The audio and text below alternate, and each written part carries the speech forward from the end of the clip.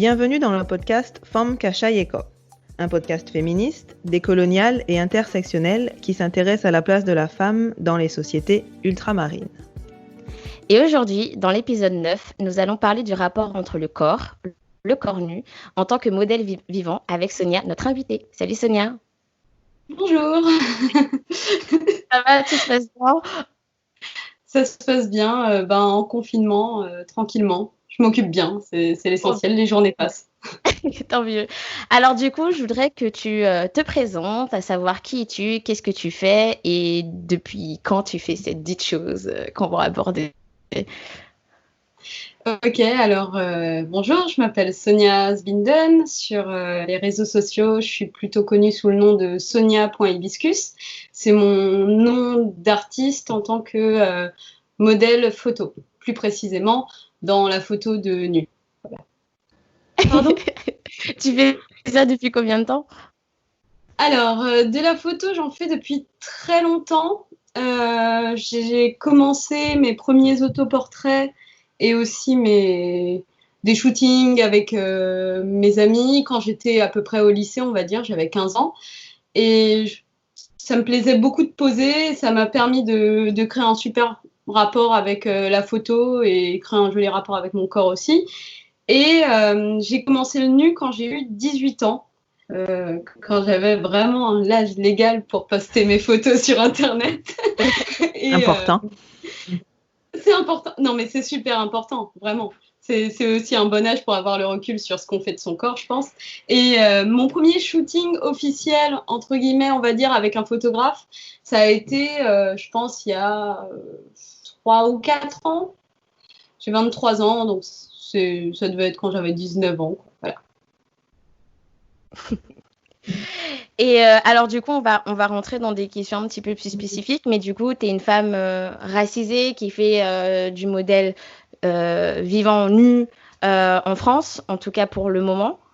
Et je voudrais savoir, parce que j'ai essayé de faire un petit peu de recherche, j'ai essayé de trouver d'autres modèles nus, et il se trouve que j'en trouve pas beaucoup.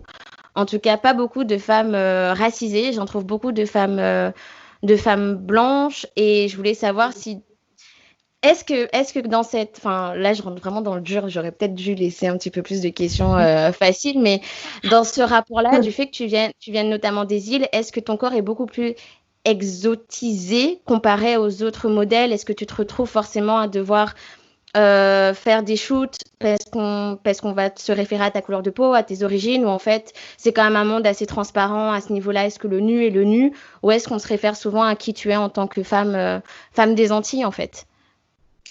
On m'a déjà proposé des shootings pour le côté exotique de mon travail, enfin de ma personnalité. Je mets des gros guillemets autour d'exotique, ça ne pourra pas se voir à l'audio, c'est pour ça. Mais, on m'a déjà proposé des shootings comme ça. Personnellement, je les ai refusés à chaque fois parce que je vois pas pourquoi ce serait pertinent comme travail. Et enfin, en général, quand on m'a proposé ces shootings-là, en fait, c'est quand je faisais beaucoup de shootings très érotiques dans les débuts de mon travail de modèle. Et du coup, je sentais qu'il y avait vraiment derrière une envie de montrer un espèce de cliché de la femme des îles au sang chaud. Et c'était pas du tout déjà ce que je voulais dire avec mon corps, et encore moins une image que je voulais encourager, quoi. Voilà. Mais c'est revenu souvent. Oui. Justement, que tu viens de dire, c'était pas ce que tu voulais dire avec ton corps. Est-ce que tu pourrais expliquer peut-être cette partie, le message, s'il y en a un? Enfin, je dis ça s'il y en a un parce que c'est pas. Je veux pas nécessairement dire qu'à chaque fois qu'on fait quelque chose en tant que femme racisée, doit y avoir un activisme derrière. Mais comme tu l'as mentionné, c'est quoi le message? Disons qu'en tout cas, dans ces shootings-là érotiques qu'on me proposait, il y avait surtout un message dans lequel je voulais pas rentrer, en tout cas.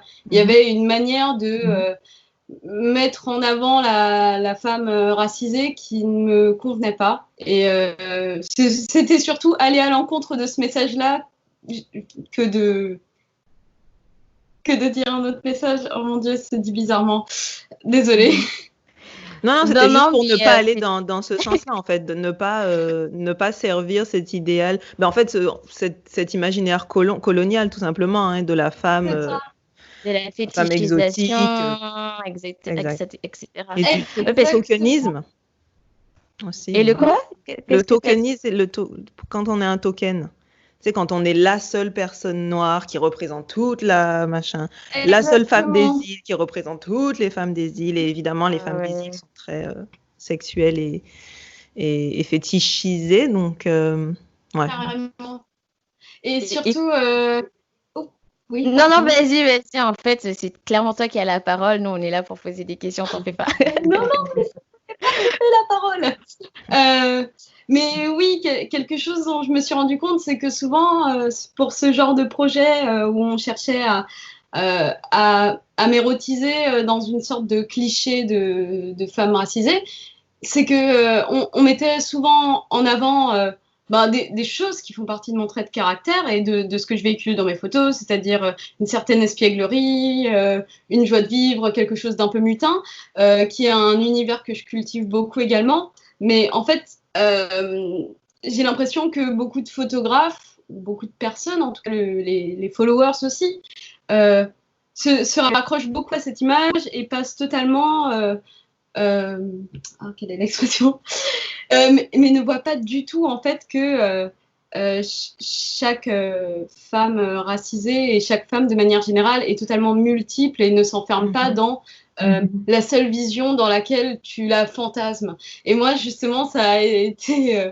un peu mon struggle, c'était malgré toutes ces qualités que les gens trouvent très en rentrant dans un cliché, dans leur fantasme de la femme guadeloupéenne, enfin antillaise dans mon cas, c'était de montrer qu'il y avait plus que ça et de montrer qu'il y a, c'est une femme antillaise et pas juste sexy au sang chaud et qui aime attiser le regard des hommes. Et c'est pour ça que dans mon travail, il y a aussi plein de photos qui sont très loin de l'érotisme, qui vont questionner plutôt un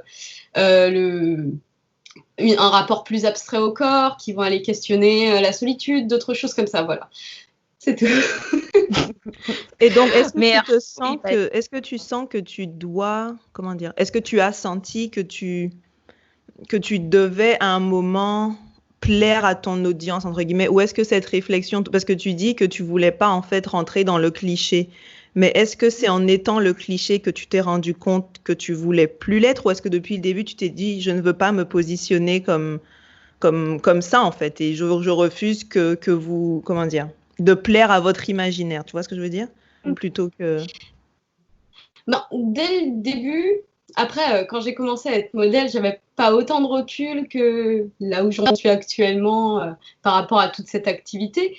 Mais dès le début, évidemment, je voulais pas rentrer dans un cliché, mais ça allait totalement à l'encontre de mes envies aussi de faire de l'érotisme, d'être très sexy, tout ça qui était quelque chose que j'avais très fortement envie d'exprimer au début de mon activité. Et donc, ça rentrait un peu en conflit et petit à petit, au fur et à mesure des shootings, une fois que j'en avais un peu marre de faire de l'érotique, je me suis beaucoup plus recentrée sur d'autres valeurs et en fait, ce statement que j'avais dès le début de ne pas vouloir rentrer dans le cliché, il est revenu tout naturellement dans mon travail, quoi. c'est parce que c'est ce qui est vraiment dommage, c'est que forcément, on n'a pas le droit en tout cas dans l'imaginaire de ce que peut être une femme antillaise, on n'a pas le droit à l'expression de la sensualité, d'être sexy juste pour soi. En fait, il faut forcément qu'on plaise à des auditeurs. Et toi, tu l'as dit quand tu parles de fantasme. Quand on regarde, par exemple, quand je regarde tes shoots et surtout celui que tu as fait avec Yann Sénez et je sais pas si je le dis bien, DR AKFM ou je sais pas comment tu le dis, mais ça a été ces deux shoots ont été, je les ai vus, je les ai regardés, je me suis dit wow! Et je voyais plus, pour une fois, enfin, pas pour une fois, parce que encore heureux que j'arrive à me défaire de cette image, mais j'ai pas vu un corps sexualisé, j'ai pas non plus vu un corps sexuel, j'ai vu un corps en mouvance qui s'est exprimé devant la caméra. Et il y avait un fort message, il y avait une histoire derrière celui avec les miroirs avec Yann Sénez, c'est juste incroyable, sous ces clichés. Et en même temps, forcément, quand tu regardes les commentaires, il y a toujours quelque chose qui te renvoie à la position de ton corps parce que forcément, ça veut dire que tu implantes du sexuel dans tes positions, alors que pas du tout. Enfin, le corps peut prendre des positions sans que ce soit sexuel, mais forcément, tant tes followers, et surtout en général les hommes, te reconduisent forcément à cette idée-là que ce que tu fais est dans le sexuel. Alors que quand on regarde les photos, moi, je vois un corps nu, un corps en mouvance, mais c'est surtout toute la précision qu'il y a, en fait, les facettes d'un seul et même corps qu'on peut voir sous différents angles, mais toujours, voilà, on revient, t'es sexualisé, t'es sexuel, et en plus, t'es bonne, suivant les commentaires qu'on va avoir, quoi. Il y a forcément ça comment t'arrives, en fait, à faire la part des choses, à te dire, en fait, je vais continuer, parce que c'est pas évident, et il faut vraiment que j'arrête de dire en fait, parce que c'est pas évident de toujours se dire je vais faire cet art alors que finalement les autres te renvoient qu'une portion minime de ton art, tu vois. Je sais pas. Moi je me dis t'as vraiment quelque chose pour continuer à faire ça qui est incroyable. Merci beaucoup tout d'abord et ça fait trop plaisir d'avoir des retours comme ça, du coup, en lumière par rapport à ce que tu viens de dire sur les commentaires que j'ai souvent sous mes photos. Donc, ça fait très plaisir. Comment je fais la part des choses sur tout ça ? Le fait est que les shootings que je fais et ce que je transmets au travers des images dans lesquelles je pose, je le fais pour moi, en grande partie, aussi également pour créer un beau projet et des belles images avec le photographe avec qui je vais travailler, le ou la photographe d'ailleurs, rappelons-le. Mais du coup, je sais qu'à chaque fois sous les photos, il y aura des commentaires nuls et souvent je supprime les commentaires trop lourds parce que je trouve que ça pollue vraiment l'espace. Parce que ça attire vraiment plein de beaufs aussi qui font toutes sortes de blagues. Pas génial, pas. Mais ces photos-là, je les fais et je les partage parce que c'est vraiment ma manière à moi de m'exprimer et tout ça en dépit du public que j'ai. Et je me dis que dans tout ce public, il y a forcément aussi des gens sensibles et à qui ça va parler profondément. Et c'est pas tout le temps ceux qui commentent, évidemment, mais je sais qu'ils sont là et c'est aussi pour ces gens-là et pour moi-même que je fais tout ce travail, quoi. On communique les uns avec les autres et puis tous ceux qui commentent genre t'es trop bonne, et tant pis, ouais, exactement. Ça me touche pas spécialement. Oui, ça me touche pas spécialement en réalité. Et enfin, c'est pas quelque chose qui fait que je suis recroquevillée sur mon lit en me disant que je suis un vulgaire morceau de viande. À la fin, il y a tellement de commentaires et c'est tellement les mêmes phrases du même genre de personnes que ça t'atteint plus vraiment. Oui, mais c'est leur perception qui... C'est eux qui posent cette sexualité sur toi, en fait. Cette sexualisation de ton corps. C'est dans leur imaginaire, donc c'est pas non plus à toi, je pense, de justifier ou d'excuser. Ce qui est malheureux, entre guillemets, c'est que tu dois te désensibiliser. Quand tu lis ces choses-là, ça devient quelque chose de... Tu vois, t'es forcé, tu l'as tellement entendu. En fait, ça te comment dire, ça normalise quelque chose qui n'est pas censé être normal. Tu l'as tellement entendu, des commentaires à la con, des commentaires de bof, alors que ça devrait pas, tu devrais pas te dire oh putain, à chaque fois que je vais poser une photo, que je vais poster une photo, je sais que je vais avoir des bofs, je sais que je vais avoir des couillons quoi, qui vont commenter des trucs à la con. Et puis ça montre à quel point le corps de la femme est sexuel de façon inhérente. Et par nature même. Ouais, par nature, c'est ça, par nature. Et on en parlait, je ne sais pas si on en a parlé dans le podcast ou encore dans une de nos conversations avec Mélissa, mais depuis très très jeune, en tant que femme, on est des êtres sexuels et même pas sexuels en fait. Quand on dit, c'est Mélissa qui donnait cet exemple-là, quand on dit à des petites filles de, je sais pas moi, 5 ans, 6 ans de fermer leurs jambes. Et alors quoi, et ça prouve qu'il y a le corps physique de la femme est quelque chose de sexuel, et on dirait on le ramène toujours à trois choses, qui est le vagin, les seins et les fesses. On nous a même dit, encore une fois, je crois qu'on va le dire, que les seins sont des organes sexuels. Et ça prouve à quel point le corps de la femme est vraiment... Et je ne sais pas comment s'en sortir, en fait. Comment désexualiser le corps de la femme pour ne voir qu'un corps en mouvement, comme disait Mélissa. Hop là, désolée, une petite alarme. Je pense que pour désexualiser ce corps de la femme, il faut aussi, et c'est vraiment quelque chose qui manque malheureusement sur nos réseaux sociaux et même dans notre environnement, c'est de le montrer tel qu'il est. Parce que si on voit jamais de tétons, en fait, si on voit jamais de poils pubiens, par exemple, tout ça, ça crée un espèce de tabou, d'interdit, qu'est-ce que c'est, mais on a vraiment envie de voir, mais pourquoi on peut pas voir, mais du coup, il y a un désir, une espèce de curiosité un peu malsaine qui se crée autour. Et pour moi, vraiment, ça passe déjà par ça, par le fait de désacraliser un peu le corps féminin, parce que c'est un corps comme tous les autres, et dans toutes ses formes possibles, en fait. Donc, je pense qu'il faut le désacraliser, et il faut aussi arriver à le voir comme quelque chose de pas forcément sexuel, et ça passe aussi par le fait de présenter le corps de la femme dans d'autres situations, dans d'autres poses que ce sur quoi on est constamment envahi par... Voilà, cette phrase était bizarre. On est... Mais c'est super intéressant parce que en fait, ça m'a fait penser à deux choses. Quand j'étais en train de penser à l'épisode machin, je me suis dit, en fait, il n'y a que le corps de la femme qui est sacré. Le corps de l'homme n'est pas vu comme quelque chose de sacré, nécessairement.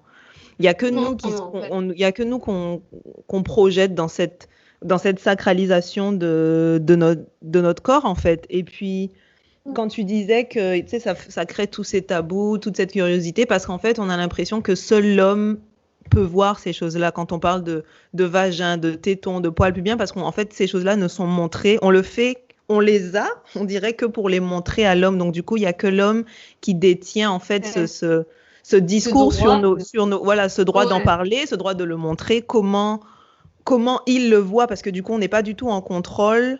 Et ça revient au premier épisode qu'on a fait avec Mélissa, mais on n'est pas en contrôle de notre corps, en fait.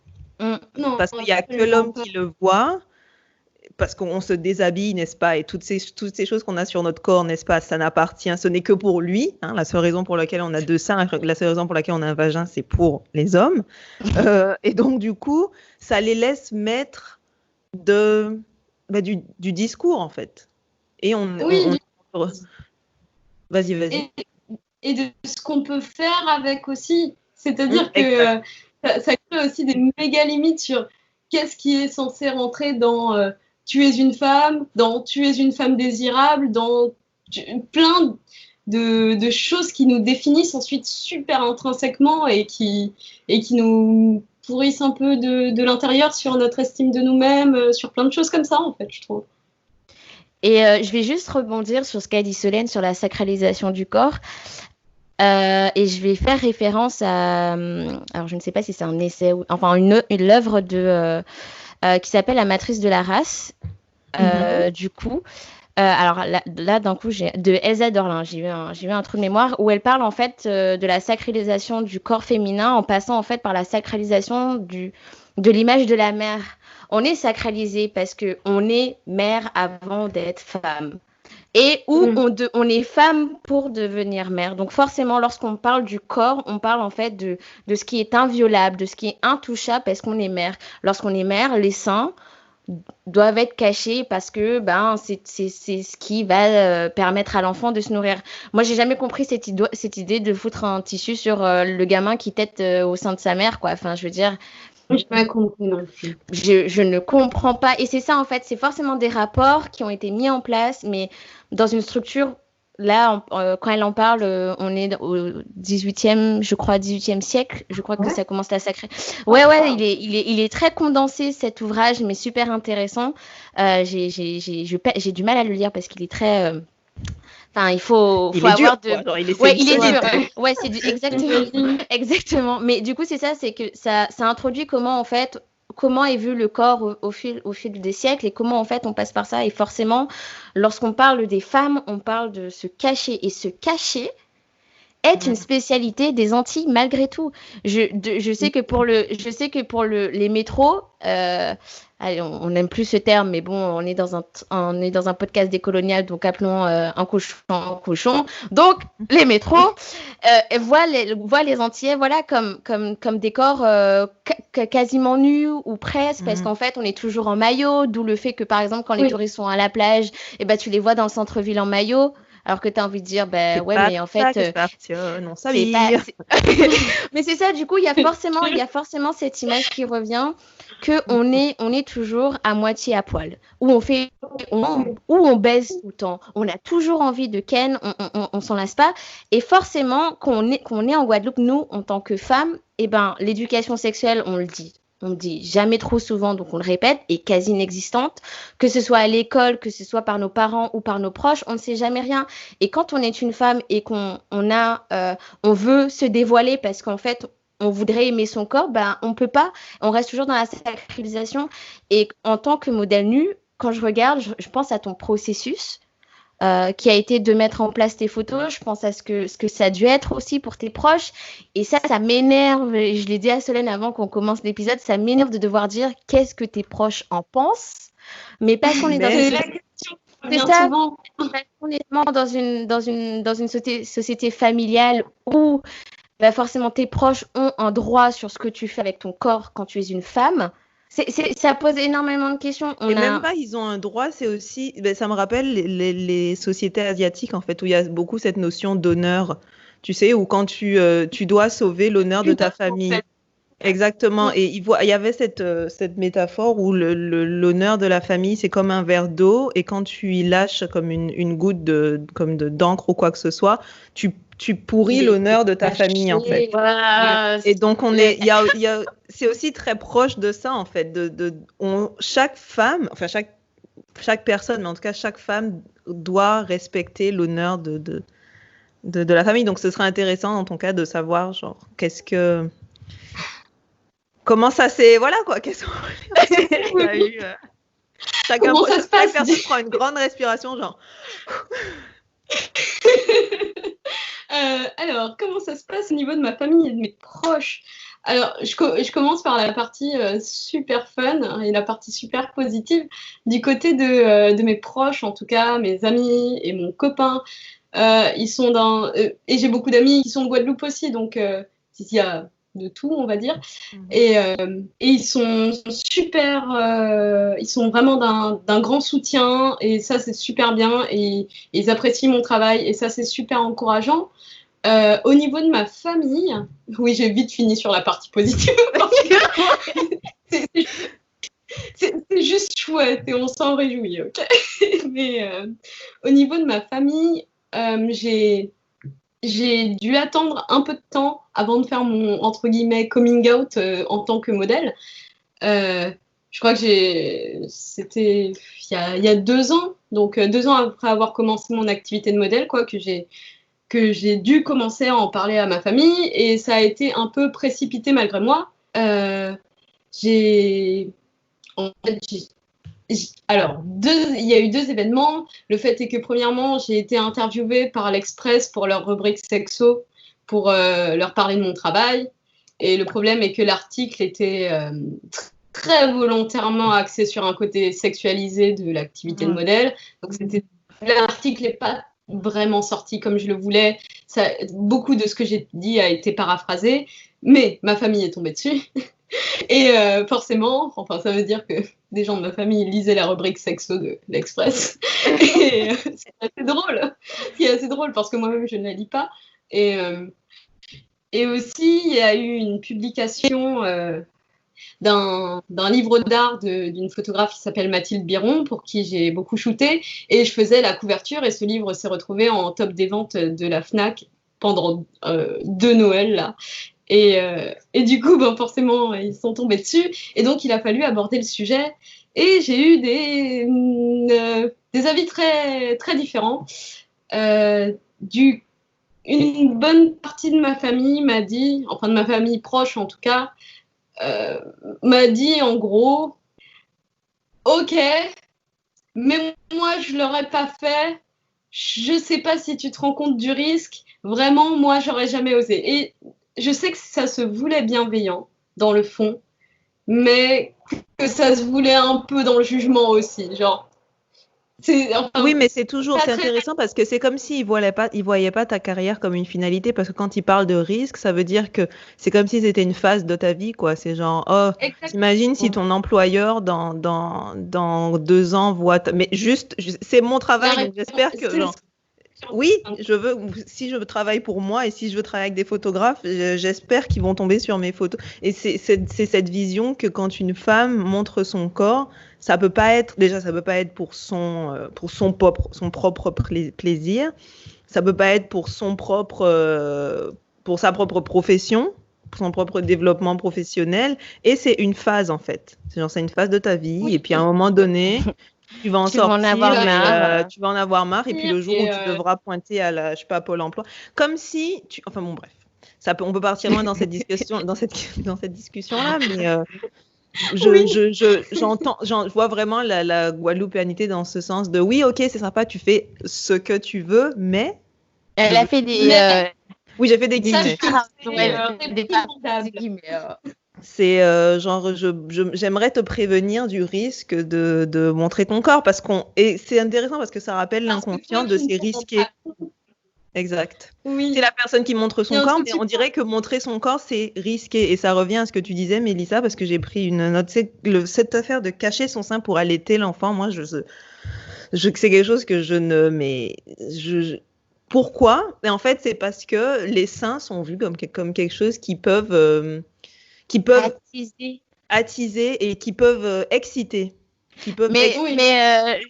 Juste parlons du côté bien pervers de la situation. T'allaites ton gamin, il y a une femme ou un homme qui te dit cachez ce sein que je ne saurais voir, et toi t'es comme mais en fait j'allaite mon gosse. Je suis en train de donner à manger un être humain. Mais ça c'est et juste pour reparler sur le pardon, tu disais, Sonia? Non, je voulais juste dire, c'est un geste si primaire et basique et innocent, en fait, dans sa forme et dans sa fonction, que je trouve ça incroyable que ça puisse être encore sexualisé d'une manière ou d'une autre. Et le fait d'attirer l'attention dessus est un problème, en fait. Puis ça fait pas plaisir. Tu as un être humain qui te bouffe. Qui littéralement te bouffe le téton, genre c'est pas quelque chose, je n'y prends pas nécessairement de plaisir, que je suis en train de nourrir un être humain pour qu'il grandisse, et toi tu me dis que ça te fait sentir je ne sais quel, et c'est encore à nous cacher, et ça je trouve que c'est vraiment, c'est le parfait exemple en fait. Et se cacher, surtout quand ta famille parle des risques.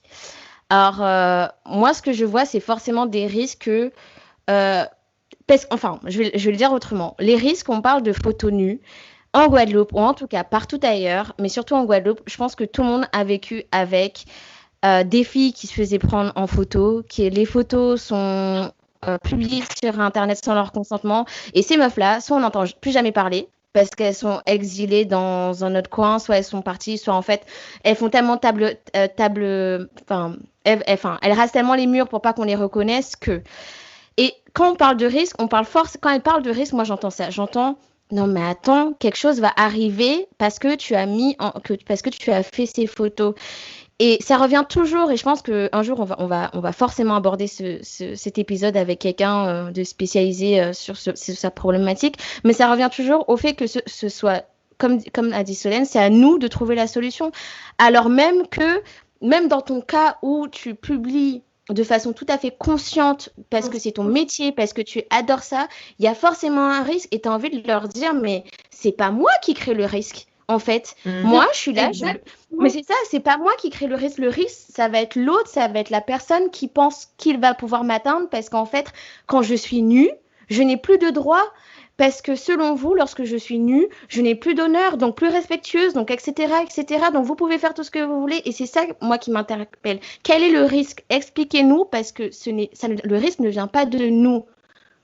Non, absolument. Et surtout, en fait, moi, le message que j'essaie de délivrer à travers mon travail, et pour répondre un peu à ça, c'est que quand on me dit oui, mais t'as pas peur que ton employeur découvre ça plus tard, ou t'as pas peur que quelqu'un prenne ta tête et la mette sur des films pornographiques, ben, en fait, j'ai déjà choisi d'être nue sur Internet et je le montre avec tellement de fierté que ça ne me semblera jamais préjudiciable, en fait. Ça ne me semble, à mes yeux, Oui, en fait, c'est juste, c'est ta perception, mais c'est encore une fois, on projette sur toi. Moi, le fait qu'on associe ton activité à quelque chose de risqué, ça prouve cette société post-coloniale et patriarcale dans laquelle on vit, parce qu'une femme nue, c'est risqué. Ça va sous le, tu sais, dans la catégorie de profession risquée, alors que pas du tout. En fait, une femme nue, c'est une femme qui est libre de son corps, qui est libre de ses choix, et ça, évidemment, ça fait peur aux gens. Parce que ça veut dire que c'est une femme qui est forte et courageuse et qui s'en fiche de la vie des autres. Et ça, personne veut. Il y a plein de gens qui ont peur de ça parce que c'est dur à contenir et que c'est des gens qui vont pas se taire et qui ne vont pas se cacher. Mais du coup, j'ai une question parce qu'on parlait avec Mélissa de temps en temps de tout ce qui est sororité et comment parfois les femmes sont celles qui, qui nous tiennent le plus c'est dans les rangs en fait. Les femmes on s'autopolice dans notre communauté. Et j'aimerais savoir si dans ton cas, est-ce que tu as reçu plus de retours parce que oui, tu as des bofs, ces bofs, c'est les hommes, mais tu sais, cette police du corps, en fait, est-ce que tu la reçois plus des hommes, plus des femmes? Est-ce que c'est plus virulent? Est-ce que tu vois ce que je veux dire?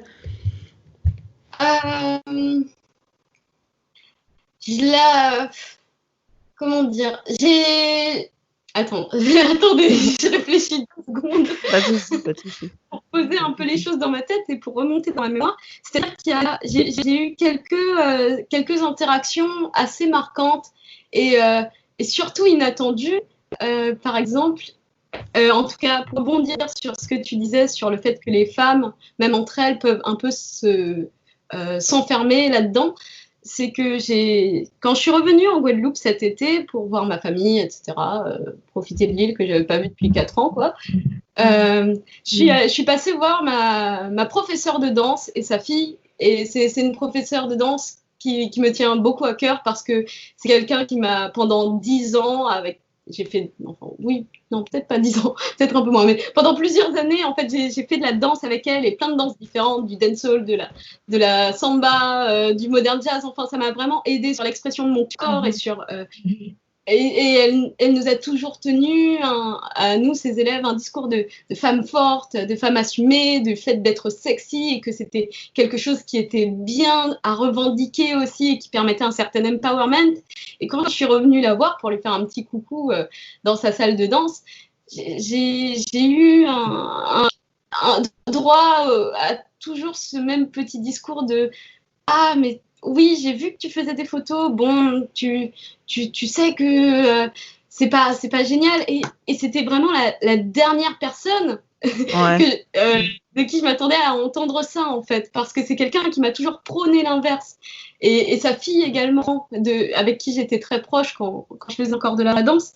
Et du coup, ça m'a paru tellement bizarre de recevoir ça déjà d'une femme et ensuite d'une femme qui a toujours prôné un certain empowerment par le fait d'être sexy et par le fait d'être libre de son corps. Donc, je pense que c'est l'interaction du genre la plus marquante que j'ai eue et ça m'a fait très mal. Ça m'a fait super mal parce que ça venait d'un quelqu'un de proche et qui m'a aidé à grandir. et ça m'a rappelé à quel point c'est dur aussi de recevoir ça entre femmes, en fait, parce que d'un coup, tu as l'impression que... C'est comme si ça fait un plus mal, encore plus mal. Ouais, il y a un espèce de sentiment de trahison, alors que j'ai l'impression que dans le fond, on travaille pour la même cause.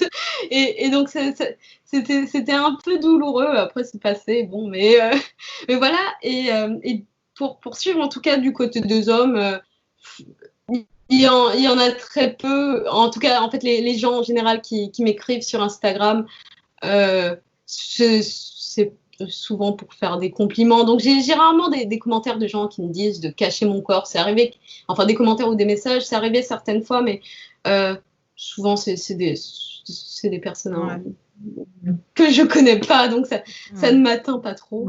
Voilà. Non, moi je dis ça doit faire mal quand c'est une femme qui se pose en obstacle de ta propre libération, en fait. Ou qui te police, parce que tu te dis, mais genre, je fais ça. C'est peut-être mauvais de se dire que tu le fais pour les femmes, mais en fait, c'est vrai, tu le fais pour la communauté. Et donc, du coup, quand tu parlais de ta prof qui t'a déçu des années après, ça me rappelle notre phénomène, Mélissa. Nous aussi, on a eu une professeure, on va pas dire son nom, mais une professeure, voilà. Nous aussi, on a une professeure qui des années après, c'est tourné comme étant un ennemi. Mais c'est surtout dur parce que la représentation, je pense que lorsqu'on arrive à trouver des modèles féminins, surtout qui en plus, je peux imaginer ce qu'elle t'a dit, genre, vas-y, fais ce que tu veux, t'es une femme, t'es capable de tout, etc. Tu devrais pas avoir honte de ton corps, tu es là pour l'exprimer. Je peux imaginer parce que, bizarrement, c'est ce qu'ils répètent tous, et puis toutes, et puis un jour, le paradoxe arrive. Ouais, puis tu les mets mal à l'aise, parce qu'en fait, ce que je pense, c'est ma perception, mais je suppose que quand tu mets une femme mal à l'aise vis-à-vis de l'expression de ton propre corps, lorsque tu arrives à mettre en place cette assurance, cette estime de soi, ce rapport de bienveillance que tu peux avoir envers ton corps, je suppose que ce qui peut venir, c'est que tu mets l'autre mal à l'aise, d'autres femmes mal à l'aise, parce que soit dans son rapport au quotidien, elle n'est pas du tout dans cette libération-là, soit en fait, il s'avère que tu poses de nouveaux, je sais pas, tu poses de nouvelles règles qu'elle n'arrive pas à suivre. Oui, tu vas trop loin et trop vite. Surtout parce qu'en fait, elle n'est pas à ce rapport-là, enfin, elle n'est pas là avec l'estime de soi. Quand je vois les modèles, que ce soit nu ou pas du tout, sur Instagram, je me suis jamais dit, putain, elle fait chier avec son corps, ou ah non, qu'elle cache ça, ou, mais je me suis toujours dit, waouh, qu'est-ce qu'elle est belle cette photo, ou j'adore sa pose. Il y a toujours mais je me dis en fait, à quel moment, quel est en fait ce monologue que tu as avec toi-même pour finalement dire à une autre femme, j'aime pas ce que tu fais, ou tu me fais honte, ou fais plus ça parce que c'est pas bien pour les autres femmes, ou tu vas contribuer à ceci, ou tu vas faire que cela. Et c'est vraiment dommage parce que ça veut dire que d'une part la libération de son propre corps, et en tout cas ici, est tellement paradoxale parce qu'on te dit fais ce que tu as à faire, mais fais-le tant que tu peux être caché parce que j'ai pas envie de devoir m'expliquer pour toi. J'ai pas envie de devoir donner une explication de ce que tu fais. Et tu as juste envie de lui dire, mais en fait, ça vient de là, la libération, ça vient de moi, je m'aime avant tout. Et quand tu viendras à avoir cette pleine appréciation de toi-même, cette pleine estime de soi, ben, on pourra avoir une discussion où tu me diras, ben, peut-être que tu t'excuseras ou peut-être que tu n'auras pas besoin parce que je voudrais pas que tu t'excuses non plus, mais ça vient toujours de ça. Et moi, je me dis, qu'est-ce que pour que la sororité se brise entre femmes, qu'est-ce qui vient? Quel est le monologue? Quelle est l'interaction? Quelle est la malveillance aussi qui vient dans ces rapports, tu vois? Je sais pas si des fois, je sais que quand je dis quelque chose, je pars des fois trop loin, donc je sais pas si on me suit, mais là, moi, c'est ça que je pensais. À quel moment la sororité se brise et à quel moment il n'y a plus de bienveillance entre nous, en fait? Qu'est-ce qui fait que?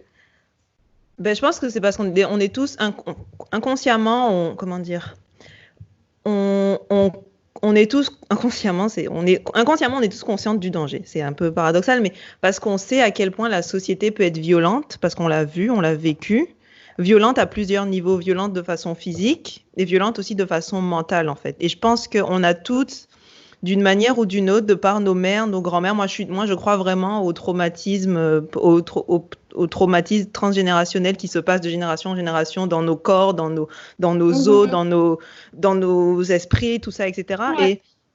Et je pense qu'on le sait. Et il y a toujours, en fait, on a toujours peur, en fait. Autant on veut se libérer de cette peur, mais on a toujours peur. Et je pense qu'il y a beaucoup de femmes qui sont encore élevées dans la peur du monde.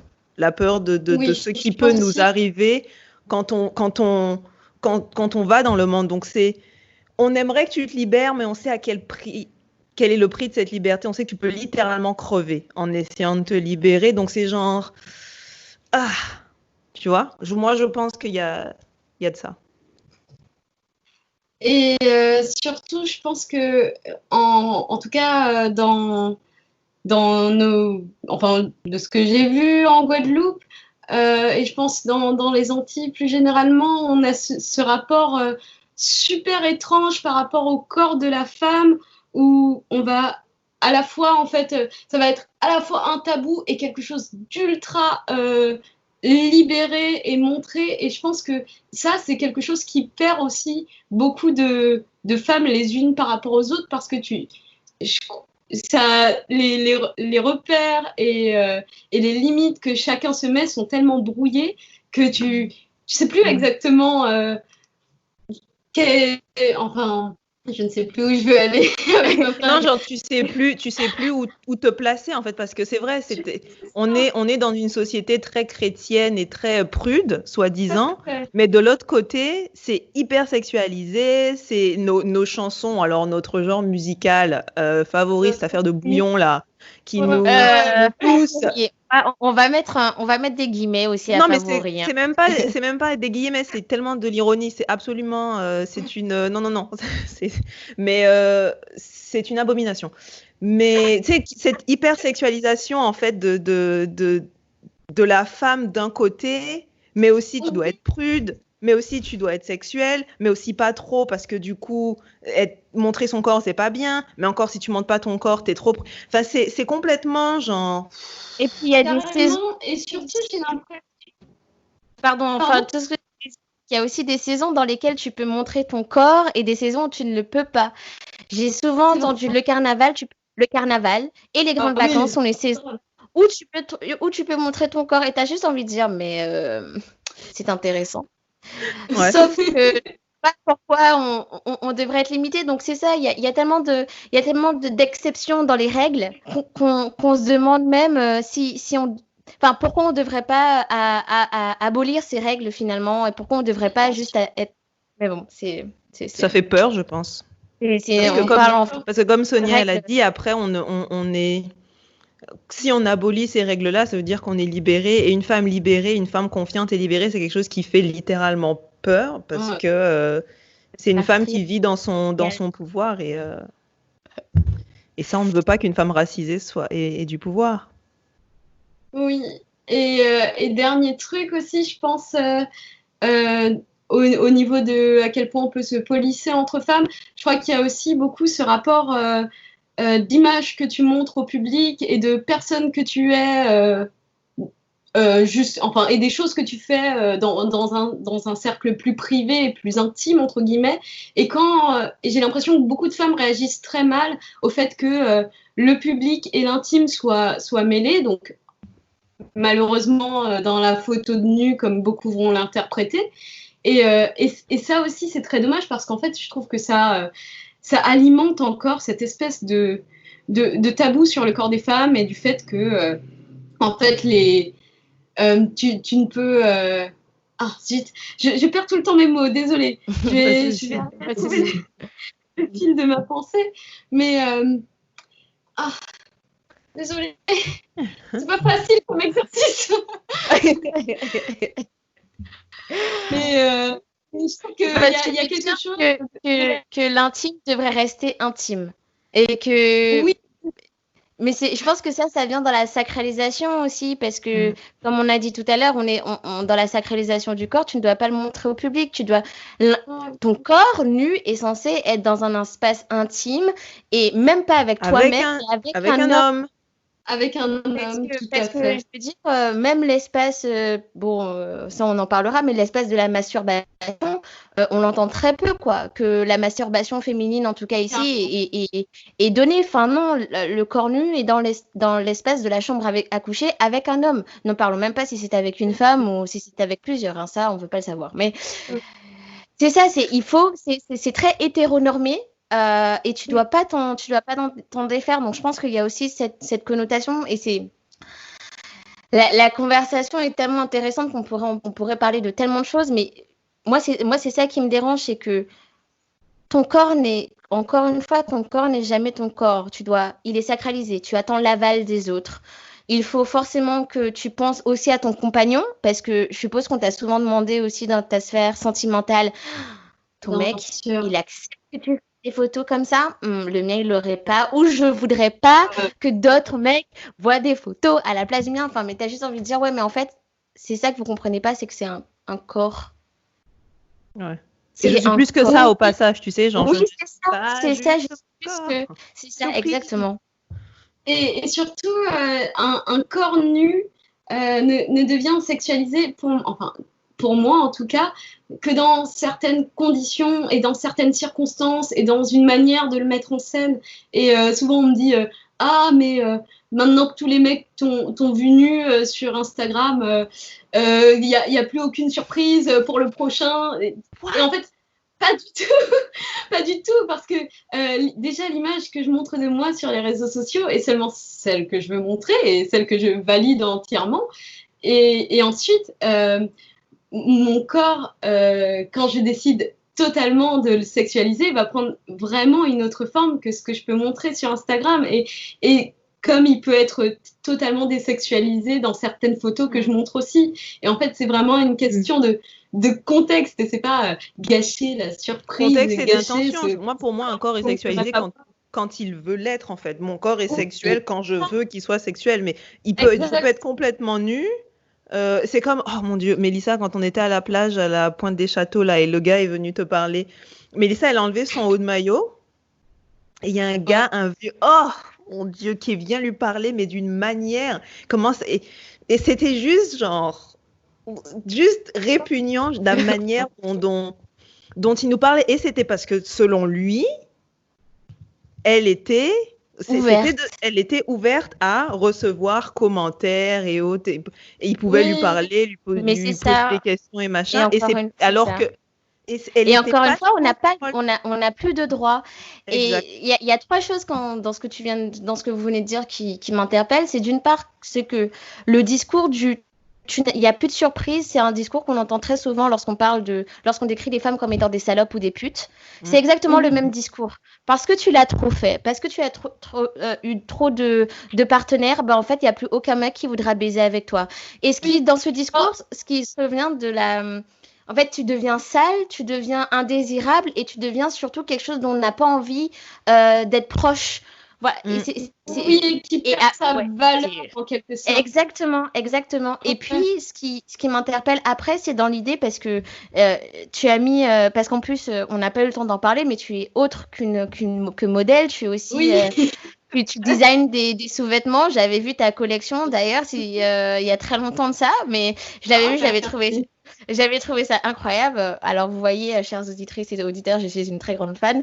Mais tu fais aussi de la chanson, tu fais aussi d'autres choses, mais on va forcément revenir à ce que tu fais de nu parce que c'est très visible. Et en même temps, ça pose l'idée que quand tu fais tes poses, laissez-moi vous demander à quel moment c'est assez réaliste pour qu'on fasse l'amour comme ça, quoi. Parce que tu dis que t'es modèle souple, je vois tes photos, j'interprète, il y a certes des choses qui sont certes possibles, mais d'autres, je me dis toujours, dans l'action de faire l'amour, j'entends qu'il y a faire l'amour, il y a autant de manières de faire l'amour que d'individus. Il y a énormément de poses. Moi, je le vois comme une sorte de... Je sais jamais si on dit continuum ou spectrum, mais en tout cas, c'est quelque chose de très élargi qui devrait... Voilà. Mais à quel moment, c'est les positions dans lesquelles tu te mets, tu contorsionnes tellement ton corps de façon que tout ce qu'on peut voir, c'est de l'artistique. Mais on va forcément l'attribuer à des positions sexuelles. Et c'est l'absurde dans tout ça, en fait. C'est l'absurdité de cette perception de ta sexualisation. C'est que les positions...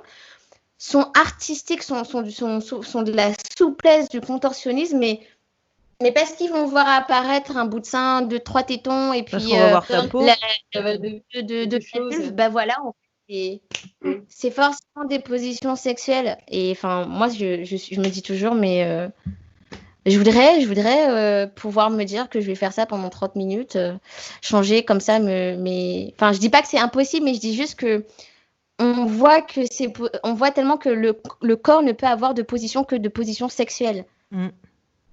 Oui, Et je pense qu'il y a aussi un de toute façon, détachement à l'art. On n'est pas trop art, malheureusement, hein, pour notre oui, plus grand mal. Dans les communautés racisées, autant il y a dans notre famille, on a forcément une artiste, on a forcément cette tante ou cet oncle qui fait de la peinture, de la sculpture et tout ça. Mais en tant que communauté, c'est intéressant parce que je trouve qu'on est super artistique quand tu marches dans les rues de Guadeloupe, il y a des couleurs partout et puis on a quand même un œil pour les couleurs, pour l'architecture. Tu sais, c'est très différent par exemple au Canada où tu as les mêmes maisons partout. Ici, on est quand même un peu artistique, mais c'est comme si on n'était pas on n'est pas connecté à cet art, à de l'art en fait. Donc du coup, quand on voit ton art, on voit pas de l'art parce qu'on n'a pas entraîné oui. cette fibre artistique qu'on a en tant que personne racisée, ce qui est dommage. On devrait prendre plus de cours d'art à l'école, selon moi. Sans doute. Et il y a quelque chose aussi que je dis très souvent quand on me pose la question du corps nu et de sa sexualisation, c'est que personnellement, en fait, je vois pas les corps nus et même mon corps comme quelque chose de sexuel à la base. Pour moi, et pourquoi j'ai choisi le nu aussi, c'est parce que pour moi, c'est comme une toile blanche, en fait. C'est comme un canevas qui te permet d'exprimer tellement de choses, tellement d'émotions, d'histoires, de possibilités, que si tu l'habilles, un corps, par exemple, d'un coup, tu dis quelque chose. Si tu mets de la lingerie, là, tu vas pouvoir parler de quelque chose d'un peu boudoir et de plus érotique, par exemple. Si tu l'habilles pour un shooting de mode, tu vas transmettre plein de choses différentes. Mais un corps nu, et l'avantage d'un corps nu, et c'est pour ça que j'en fais, c'est parce qu'il est totalement libre de toute interprétation. Et j'aimerais que plus de gens voient la liberté que ça permet, mais malheureusement, non. Mais je me bats pour ça autant que possible. Mm-hmm. Je pense qu'on touche un peu à la fin de l'épisode. Est-ce qu'on aborde la question du harcèlement ou on laisse ça pour un autre Est-ce épisode? que tu as d'attaque de nous dire c'est quoi tes bonnes répliques contre les beaufs, Sonia? Beauf. Au début, je me battais beaucoup contre les beaufs et à la fin, il y en a tellement que c'est dur. Enfin, c'est long et c'est chiant et j'ai pas envie de passer ma journée à faire ça parce qu'il y en a trop. En général, quand je reçois des dick pics, je les mets dans mes stories avec le nom de la personne. Comme ça, elle est totalement affichée. Ça, c'est... Parce que je me dis, si cette personne s'est permis de violer mon intimité de la sorte, c'est que... Enfin, mon espace, en tout cas, et de me balancer son sexe comme ça sur une photo dégueulasse en gros plan, c'est que est-ce qu'il court vraiment de grands risques à ce que tout le monde voit son pseudo, etc. Au moins, je suis sûre qu'il y reviendra plus. Et en général, ça fonctionne. En général, ça fonctionne. Mais même ça, à la fin, ça me blase un peu. Et souvent, je prends le risque de perdre mon compte en censurant mal sa photo quand je la mets en story, donc c'est pas très chouette. J'aimerais bien aborder juste un dernier truc avant la fin de cet épisode. Oui. Et c'est... Je sais pas si le temps a été chronométré ou pas, c'est pour ça. Non. Non, on devait s'arrêter à un moment. Mais parce que je pourrais vous parler de plein de choses encore, en fait. Est-ce que je peux vous parler de plein de choses encore J'aurais dû vous en parler à vous. Vous êtes pressés. Pas du tout. On est en confinement, on n'est pas pressés. Ok, trop cool.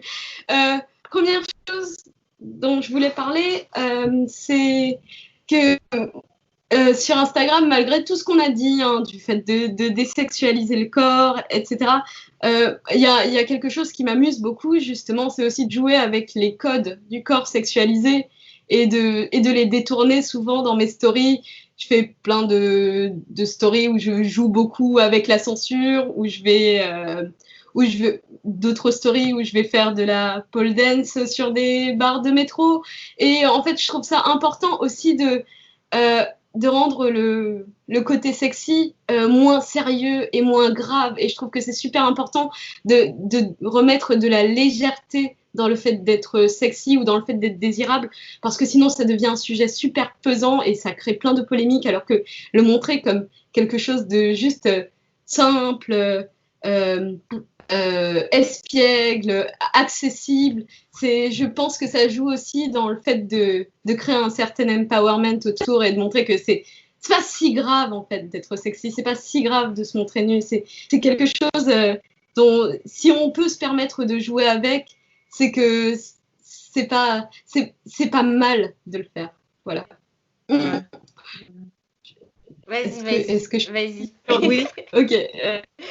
Autre chose dont je voulais parler, parce que je pense que c'est super important et ça sort un peu du sujet, enfin est-ce que ça sort du sujet? Je sais pas trop, mais je me permets de faire une petite partie prévention parce que vu que je peux prendre la parole là-dessus, je le fais quand même, et que beaucoup de gens, enfin beaucoup de jeunes modèles se lancent dans le nu et tombent sur un milieu rempli de pervers et de personnes mal intentionnées, et ça m'est arrivé beaucoup de fois, et j'aurais plein d'anecdotes très glauques à raconter à ce sujet-là, mais on n'est pas là pour les anecdotes glauques. Mais en tout cas, souvent il y a des femmes qui vont se lancer dans le nu avec une conception un peu naïve de tout ça.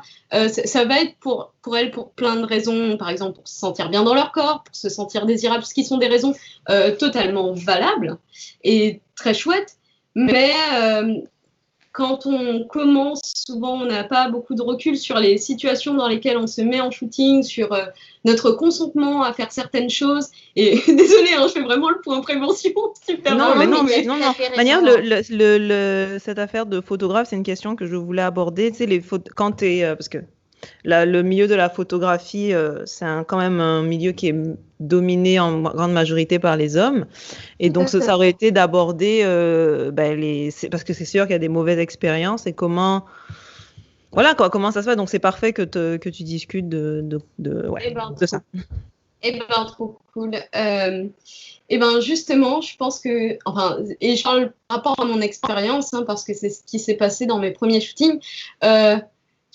Quand j'ai commencé à poser, et j'ai commencé par de la photo érotique, du coup, en lingerie et en nu, et avec des poses très suggestives, je le faisais aussi par l'envie de me sentir sexy, de me sentir bien dans mon corps, de me sentir désirable pour mon regard aussi. Mm-hmm. Et derrière ça, j'avais aussi une mauvaise interprétation des intentions des photographes et de leur regard à eux également.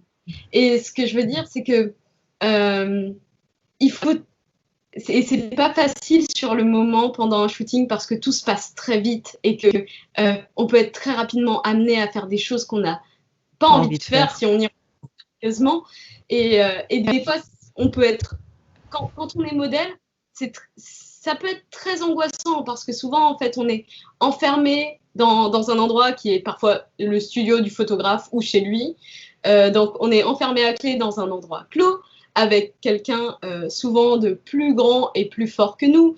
Et nous, on est nus et lui, il est habillé. Donc, on est dans une position assez vulnérable. Et souvent, ça crée, sans qu'on le veuille réellement, un rapport comment dire, pas de victime, mais disons qu'on va, ni de soumission, mais ça crée un rapport de force. Oui, c'est ça, de dominant-dominé. En fait, le photographe peut très facilement, et surtout pour des modèles qui n'ont pas forcément d'expérience et de recul sur ce qui se passe, de les inciter à faire des choses qu'elles n'auraient pas envie de faire, de les toucher aussi, ce qui est un réel problème dans ce milieu, ou de les violer, ce qui est un encore plus gros problème dans ce milieu. Et en fait, du coup, la modèle se retrouve souvent piégée dans cette situation. Et ça c'est très, très grave. Et que ce soit d'arriver à des clichés où en fait on a fait des poses qu'on ne voulait pas du tout faire parce que ça ne nous ressemble pas, mais juste on y a été poussé par une certaine pression, ou que ce soit de s'être fait toucher ou violer en shooting, dans les deux cas, c'est totalement inacceptable. Et voilà, c'est mon petit point prévention pour les modèles qui commencent. Mais du coup, c'est le photographe qui choisit les clichés à la fin ? Alors, ça peut se passer de plein de manières différentes. Vraiment, pour moi, ça a souvent changé d'un photographe à l'autre. Disons que l'idéal, à mes yeux, c'est qu'une fois que la séance photo est faite, on dérush toutes les photos ensemble et on dit ça oui, ça non, ça c'est pas possible pour moi, ça, tu ne pourras jamais le poster sur les réseaux sociaux parce que ça ne me plaît pas.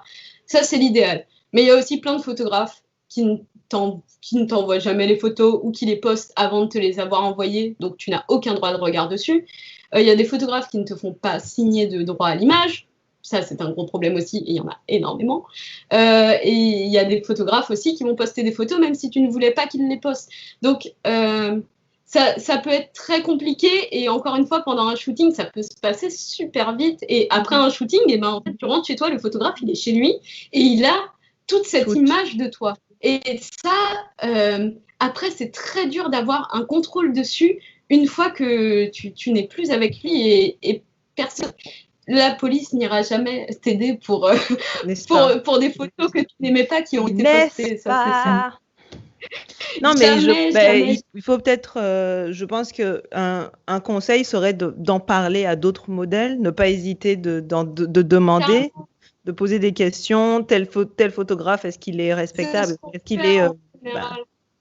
est-ce qu'il est bon? Est-ce qu'il n'est pas bon? Libérer la parole, en fait. Si c'est ce que tu veux faire, vas-y et chercher des personnes qui le font, qui te ressemblent, entre guillemets, hein, je mets des guillemets, qui te ressemblent, je veux dire, personne racisée, personne blanche, comme ça au moins tu sais que l'expérience va être à peu près similaire, et puis de ne pas hésiter à poser des questions, je pense que c'est...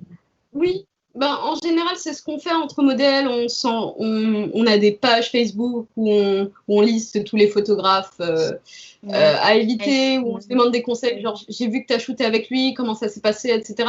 Un autre problème là-dedans, c'est qu'il y a beaucoup de modèles aussi qui protègent les photographes parce que ils leur mettent la pression, ou vu qu'ils détiennent des photos d'elles qu'elles n'auraient pas forcément envie qu'ils postent, ça crée quelque chose de super malsain. Il y a plein de modèles qui protègent les photographes, et aussi il y a des photographes qui vont dire qu'ils ont été super réglo parce qu'en fait ils ont dérapé qu'avec une seule modèle, mais celle-ci elle se tait, du coup toutes les autres elles disent oui mais la séance s'est parfaitement déroulée et je ne comprends pas quel est le problème. Et donc tout ça c'est un réel problème, c'est un milieu un peu compliqué mais voilà. Non, mais je trouve que c'est super important que tu en parles. On n'en a pas encore fait assez de la prévention, en tout cas sur le podcast, parce que je pense aussi qu'on attend d'avoir une invitée spécialisée dans ce genre de droit-là, mais c'est super intéressant que tu le dises. Et il faut toujours, quoi. La prévention, si on ne le fait jamais assez, c'est comme l'éducation sexuelle, il faut. Puis, comme dit Solène, libérer la parole, quoi. Enfin, c'est la meilleure... La meilleure protection qu'on puisse avoir. Pour libérer la parole, mais aussi, je pense qu'il faut qu'on se rappelle qu'on a un droit à l'image, que ça nous appartient, que notre image nous appartient, et que tu en fais ce que tu veux. Dans le sens où si tu veux la diffuser, tu la diffuses. Si tu ne veux pas la diffuser, tu ne la diffuses pas. Mais c'est je veux dire, remettre de la confiance dans ça pour les femmes, parce qu'on a un peu l'impression que ça, notre corps ne nous appartient pas, donc encore moins l'image de notre corps. Mais ça, c'est à toi en fait. T'en fais ce que tu veux et tu détiens ce droit à l'image, libérer la parole et puis. Libérez le corps des femmes. Libérez le corps. Libérez-nous. Libérez-nous et puis ouais. Donc, pour moi, c'est bon. Est-ce que je peux juste réfléchir si jamais il y avait un dernier truc exactement, que je voulais parler? Exactement, c'est ça. Et après, je vous laisse tranquille, hein, promis. Non, mais écoute, il n'y a pas de souci. Le podcast, il est fait pour que tu puisses t'exprimer. Nous, c'est vrai qu'on a l'habitude pas de chronométrer, mais de voir pour attendre pour 1 heure. Mais en vrai, si tu as besoin de parler, de t'exprimer, qu'on te donne la parole, on est là pour ça. On est une plateforme d'écoute et on pose des questions parce que ça nous intéresse. Donc, il n'y a vraiment aucun souci. D'ailleurs, pour les auditrices, ça vaut pour vous. Hein, si vous voulez nous dire quelque chose, n'hésitez jamais. Si vous voulez parler de quoi que ce soit, ne pas hésiter à nous contacter. Je réfléchis juste 2 secondes très vite. Pendant ce temps, on peut discuter. Mélissa, on peut pour laisser Sonia réfléchir. Non, c'est que je veux pas partir en me disant oh merde, j'aurais dû leur parler de ça parce que c'était tellement important à dire. C'est le pire truc. Après, si tu veux, on va peut-être faire, enfin là c'est genre pause dans l'enregistrement, mais si tu veux nous envoyer des trucs par la suite, tu peux le faire et on publiera sur sur notre story comme complément du podcast. Si là t'arrives pas de l'épisode, si t'arrives pas à si tu veux du temps pour réfléchir, et puis si par exemple tu veux qu'on aborde aussi qu'on en fasse un deuxième épisode. Ça nous dérange pas du tout, il y a vraiment aucun souci, te mets pas du tout la pression, tu peux nous contacter et nous dire ce que tu as envie de dire quand tu veux. Ok, trop cool. On peut faire ça aussi si vous voulez, comme ça sera plus. Ah c'est trop bien. Merci beaucoup. Du coup, nous arrivons à la fin de l'épisode, de cet épisode 9. Déjà, je suis super contente qu'on ait pu t'avoir avec nous, Sonia. Je suis ravie aussi, beaucoup. Ça m'a fait trop plaisir. C'est super enrichissant. Super, tant mieux, c'est vraiment le point. Des heures comme ça, en fait. Nous aussi, je pense, en vrai. C'est le but, c'est de libérer la parole. Et puis nous, on adore ça avec Mélissa. La première fois qu'on s'est vraiment assises pour discuter en Guadeloupe, genre c'était sur ma terrasse, ça a duré de je sais pas quelle heure, juste des heures à discuter de ci, de ça, de machin. On a fait 40 000 connexions. Donc ça, c'est quelque chose qui nous... ça nous fait plaisir, ça nous fait feel alive, tu vois, donc. Trop cool. Donc ouais. Trop cool. Et c'est une trop belle initiative en tout cas, ce que vous faites, donc continuez. Vous êtes trop forte. Alors on va donner les petits crédits. Solène. Oui. Alors vous pouvez nous retrouver sur Instagram, sur Femme Kachayeko. Sur Facebook, on a une page Facebook maintenant. Si vous voulez nous écrire sur n'importe quel sujet et que la section commentaires est soit trop publique ou pas assez longue, vous pouvez nous écrire par email, femmecachayeco@gmail.com. Vos deux hôtes, Mélissa, mel.marival et moi-même, solène.jpeg. Et puis Sonia qui est notre belle invitée, sonia.hibiscus, c'est ça, sur Instagram. Et puis voilà, c'est ça pour les crédits. C'est ça, et puis on se retrouve sûrement dans 2 semaines, en tout cas en mai, bientôt. Avec le confinement toujours là pour sûrement parler justement de la photographie. Et parce que je pense qu'on a beaucoup de questions aussi qui amenent vers la photographie, de voir avec un photographe, ce serait vraiment cool. Donc voilà, on va se quitter et puis on se retrouve dans 2 semaines. Salut! Bye bye!